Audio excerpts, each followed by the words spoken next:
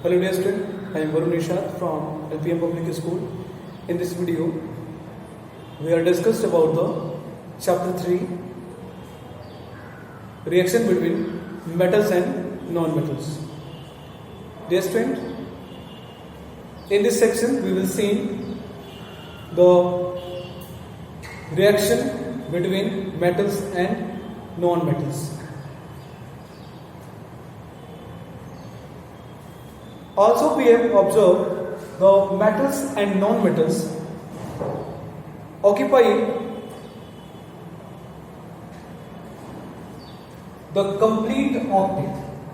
For example, if you take the example of sodium, it is a metal. If you take the example of chlorine, it is non-metal.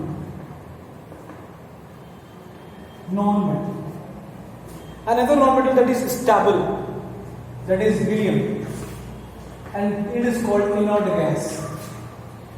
Inert gas means this is non-reactive gas. Okay, that is helium. Helium, that is 2, or neon, that is 10, argon, that is 18. So in this way,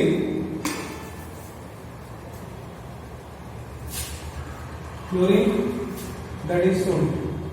sodium का atomic number होता है 11 और इसका होता है 17 और इसका 18.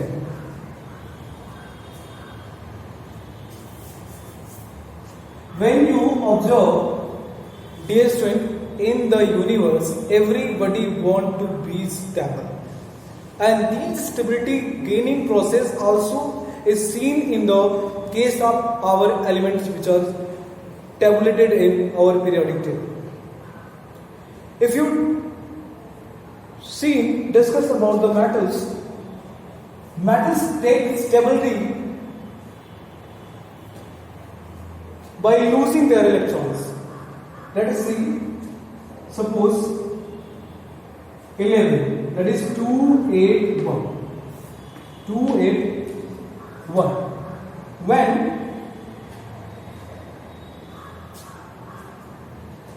When the sodium, that is proton, neutron, and that is electron,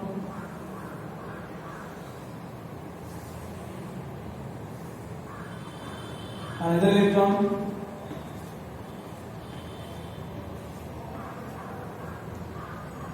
and now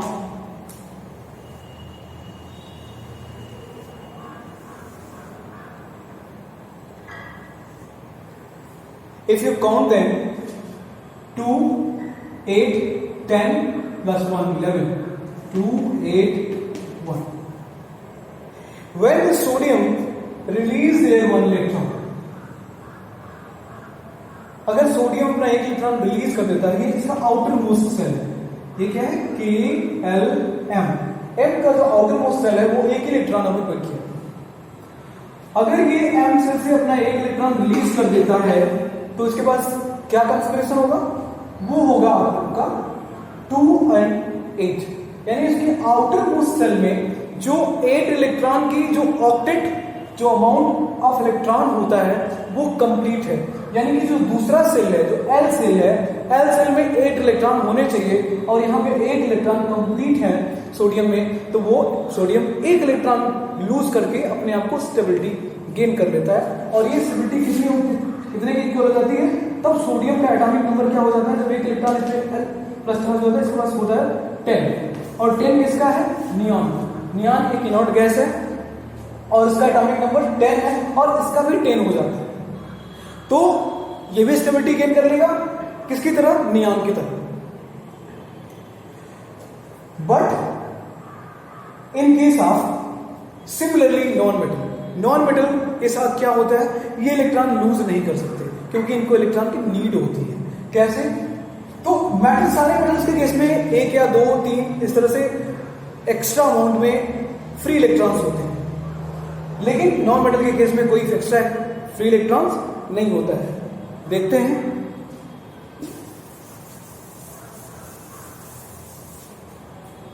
Now, in case of chlorine, that is, here is a nucleus, that is proton, neutron, and one cell, electron, another,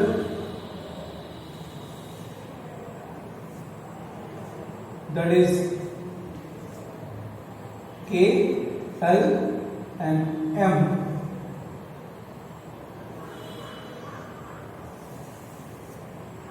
Here is M है,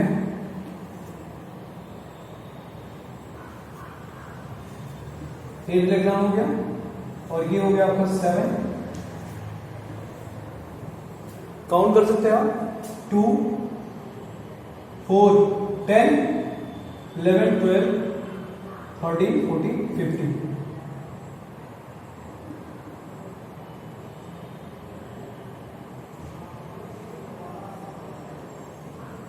16 and 17। तो ये हैं electrons किसके, count कर सकते हैं आप फिर से, 2, 8, 10 हो गया, 11, 12, 13, 14, 15, 16 and 17। यहां पे एक इलेक्ट्रॉन और आ जाए तो पूरा इसका ऑक्टेट कंप्लीट हो जाए। तो यहां पे ये K है, L है, ये M, K, L, M। इस सेल में अगर यहां पे एक इलेक्ट्रॉन मिल जाता है तो इसका ऑक्टेट हाफ फिल्ड भर जाएगा और ये स्टेबिलिटी गेन कर लेगा।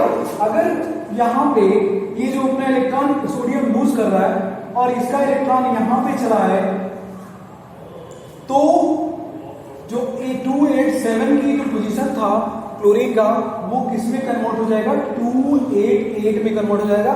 तो टोटल 18 इलेक्ट्रॉन हो जाएंगे और 18 इलेक्ट्रॉन किसका होता है, आर्गन का होता है। तो क्लोरीन का, तो क्लोरीन पे कितना चार्ज आ जाएगा, यहां पे तो आप देख रहे थे कि सोडियम पे प्लस चार्ज आ रहा था, क्यों, क्योंकि वो एक इलेक्ट्रॉन लूज किया है। तो किसका स्टेबिलिटी गेन कर रहा था, वो नियॉन का गेन कर रहा था, नियॉन का गेन कर रहा था। बट और यहां पे तो Na+ जो है उसकी पोजीशन क्या होगा, नियॉन के इक्वल होगा, और Cl- का क्या होगा, Cl- का। तो जो एक इलेक्ट्रॉन लूज किया है सोडियम, वो इलेक्ट्रॉन ले लेता है कौन, सपोज है क्लोरीन ले लेता है। तो क्लोरीन के पास कैसा हो जाता है, 18 इलेक्ट्रॉन हो जाते हैं, और कौन सा होता है, minus charge.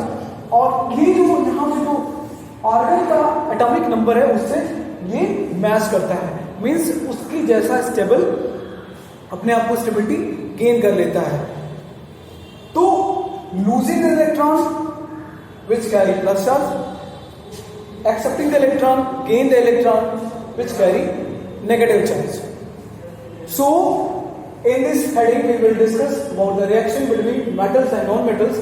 There is an exchange, donation of electron, donate the electron and gain the electron. Donate the electron by the metals and gaining the electron by the non-metals. Now we will see in detail. So,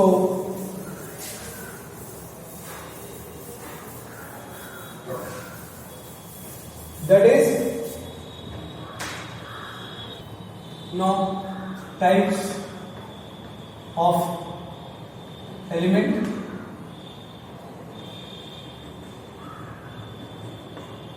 कौन कौन से elements होंगे, उसके बाद element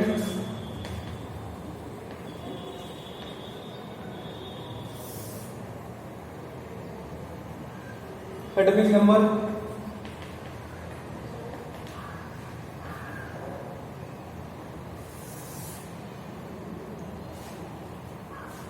cell K, L, M, N। तो ये particular shells होंगे।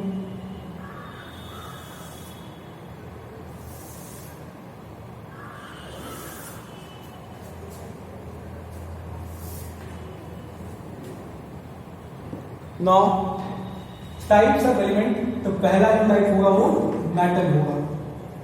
Metal में कौन सा पहला मेटल है, sodium, sodium,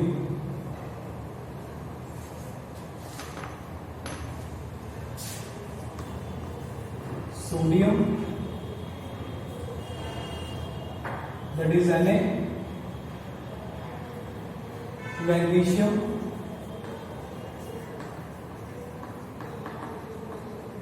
that is Mg, aluminium,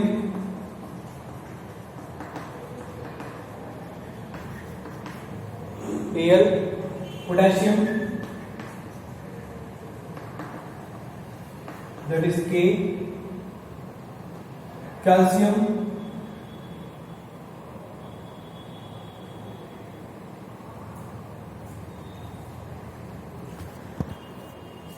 nitrogen, non metal से nitrogen, it is N, oxygen, chlorine,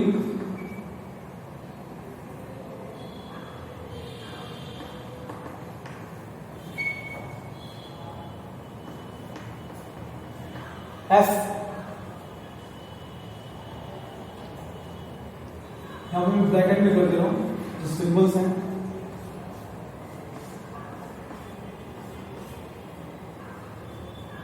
phosphorus, sulphur,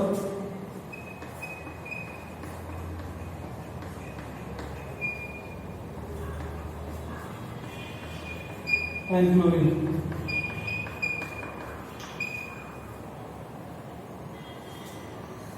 sodium का एटॉमिक नंबर होता है 11, तो इसका होता है 281। मैग्नीशियम का होता है 12, तो होगा 282। एल्यूमिनियम का होता है 13, 283। पोटेशियम का होता है 19, 2881।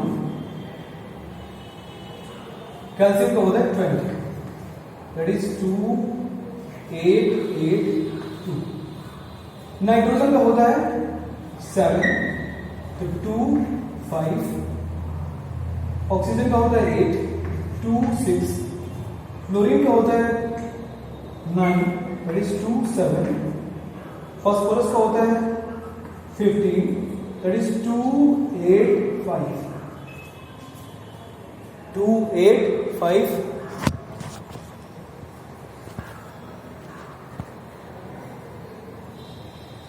नाउ अबाउट सल्फर, तो सल्फर का होता है 16, दैट इज 286। क्लोरीन का होता है 17, that is 287।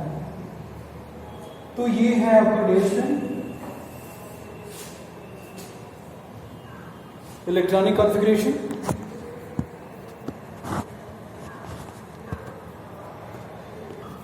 So in this way, the outermost of electron of the metals, that is 1, in case of magnesium 2, in case of aluminum that is 3, outermost that is 1, in case of potassium, and in case of calcium that is 2. When they release their electrons, outermost electron, they carry a respective positive charge, that is Na plus, magnesium plus 2, क्योंकि एक बार में 2 electron release करेगा। Aluminium में कितना charge आएगा? Al plus 3, क्योंकि एक बार में 3 इलेक्ट्रॉन रिलीज करेगा। और पोटेशियम में +1 चार्ज आएगा और कैल्शियम में +2 चार्ज आएगा, क्योंकि एक बार में कितना इलेक्ट्रॉन रिलीज कर रहा है? 2 electron. Similarly metal 2 electron release कर रहे हैं और रिलीज करने के बाद अपने आप को स्टेबल कर रहे हैं। देखिए स्टेबल कैसे, ऑलरेडी आप समझ चुके हैं कैसे स्टेबिलिटी गेन कर रहा है। और स्टेबिलिटी एज अ, जैसे सोडियम के केस में आपने देखा था कि सोडियम का एटॉमिक नंबर 11 होता है, तो उसका जो आउटर मोस्ट इलेक्ट्रॉन था उसको लूज किया तो एटॉमिक नंबर 11 से कम हो गया, कितना हो गया? 10 हो गया। और 10 जो एटॉमिक नंबर किसका होता है? नियॉन का होता है। तो नियॉन की तरह स्टेबिलिटी गेन कर लिया सोडियम, जब अपना एक इलेक्ट्रॉन इसने गेन लूज किया। बात करते हैं नाइट्रोजन की। नाइट्रोजन ये नॉन मेटल का है, इसको मेंशन कर देता हूं।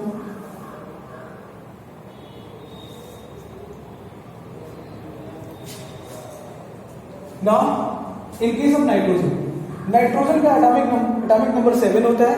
अगर इसको आप डिस्ट्रीब्यूट करोगे, इलेक्ट्रॉनिक कन्फिग्रेशन लिखेंगे तो ऐसे होगा 2 5। और किसी भी एलिमेंट का अगर वो लास्ट सेल है तो उसकी जो एफिशिएंसी होती है इलेक्ट्रॉन का कंटेन करने की, वो इसमें कितना इलेक्ट्रॉन होना चाहिए, मैक्सिमम 8 इलेक्ट्रॉन होना चाहिए, लेकिन इसके पास कितना इलेक्ट्रॉन है, 5 इलेक्ट्रॉन है।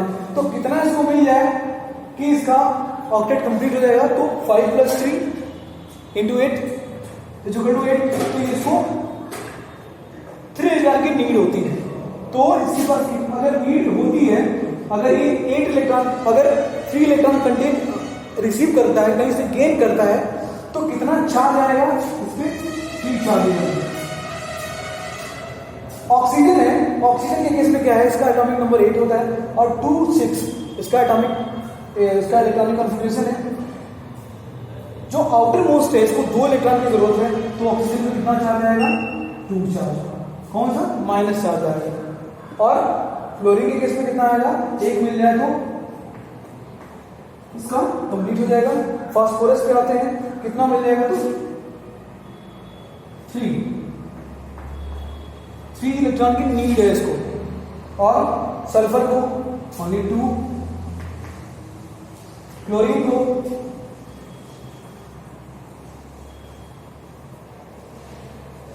का होगा आपका 1, क्लोरीन का होगा आपका 1। इसको एक इलेक्ट्रॉन मिल गया तो इसका ऑक्टेट कंप्लीट हो जाएगा।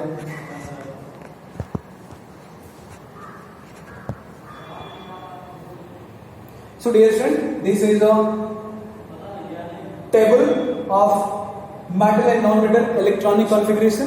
How many they lose the electrons in the respect of metals, how many gain the electron in the respect of non-metal. Non-metal के केस में है कि ये कितना इलेक्ट्रॉन गेन करके अपना स्टेबिलिटी गेन करेंगे और अपने आप को स्टेबल करेंगे, कितना इलेक्ट्रॉन को चाहिए तो उतने चार्ज आएंगे उनमें।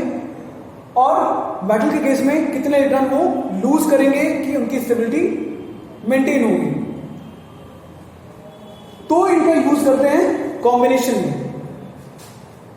फॉर एग्जांपल,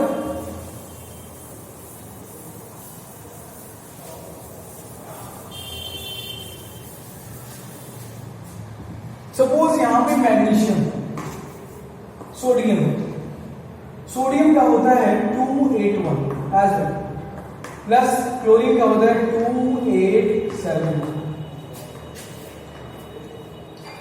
अगर ये इलेक्ट्रॉन अपना एक लूज कर दिया, सपोज यहां पे इलेक्ट्रॉन है, मैंने इसको क्रॉस से दिखाया क्योंकि ये सोडियम का इलेक्ट्रॉन है, और मैंने इसको यहां से ऐसे किया आउटर मोस्ट इलेक्ट्रॉन, तो मैं दिखा रहा हूं यहां पे ऐसे। ये है क्लोरीन का इलेक्ट्रॉन। जब ये क्लोरीन का लास्ट वाला इलेक्ट्रॉन 7th वाला इलेक्ट्रॉन यहां पे होता है, तो ये इलेक्ट्रॉन अगर इसको डोनेट करता है तो इसके पास कितना इलेक्ट्रॉन हो जाएगा, 8 हो जाएगा, क्योंकि तो सोडियम के पास कितना चार्ज आएगा, प्लस चार्ज, और यहां पर हो जाएगा इसका 28। क्लोरीन के पास कितना होगा, माइनस चार्ज हो जाएगा, और इसका इलेक्ट्रॉनिक कॉन्फ़िगरेशन क्या हो जाएगा, 287 की जगह 8 हो जाएगा, क्योंकि एक इलेक्ट्रॉन इसको मिल चुका है। तो क्या हुआ, Na + Cl-। तो इनके बीच में कौन सा बॉन्ड बन गया, इनके बीच में बॉन्ड बन गया इलेक्ट्रोस्टैटिक बॉन्ड। इलेक्ट्रोस्टैटिक बॉन्ड या इलेक्ट्रोस्टैटिक बॉन्ड, या फिर बोलेंगे इलेक्ट्रोवैलेंट बॉन्ड, या फिर बोलेंगे electrovalent bond.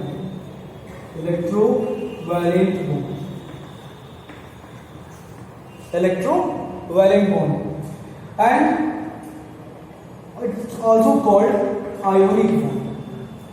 Means it is, these are the oppositively charged. Due to the oppositively charged species, they attract to each other and they hold. That's why their electrostatic force of attraction or electrovalent bond or ionic bond. Due to this, the NaCl, that is common salt, exists in solid state. इनके बीच में इतना ज्यादा force of attraction होता है कि ये इनकी molecule करीब होते हैं, और ये जनरल रूम टेम्परेचर पे किस स्टेट में होता है, सॉलिड स्टेट में होता है। तो generally when the metal and non metal react to each other they form salt and stable compound. ये स्टेबल कंपाउंड होते हैं और इनमें फोर्स ऑफ अट्रैक्शन बहुत ही मैक्सिमम होता है और फोर्स ऑफ अट्रैक्शन मैक्सिमम होने की वजह से इनमें ये जो है सॉलिड में पाए जाते हैं जनरली रूम टेम्परेचर पे। Another aspect we will discuss in the next one.